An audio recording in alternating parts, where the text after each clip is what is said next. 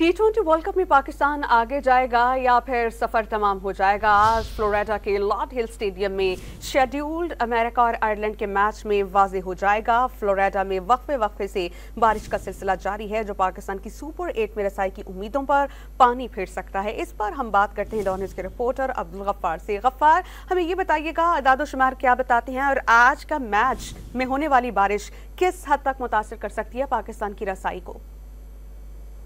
देखिए, इस पर जो ताज़ा तरीन सूरत हाल है, जो हमें तस्वीर, वीडियो और वहाँ से जो कुछ लोग हम उनसे अपडेट दे रहे हैं, वहाँ के इत्तला के मुताबिक कुछ तेज सूरज भी निकला और लेकिन ग्राउंड की जो आउटफील्ड है वो इस वक्त बहुत ज्यादा गीली है, क्योंकि कल भी यहाँ बारिश होती रही।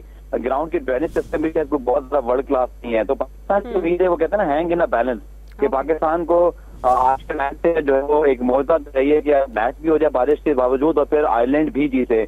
इस पर ग्राउंड में तो यार ये है कि मैच की तैयारियां जरूर जारी हैं, ग्राउंड स्टाफ काम कर रहा है, लेकिन इमीडिएटली चाहे 7:30 बजे जो मैच का टाइम है, शायद उस पर जो है वो मैच शुरू ना हो सके।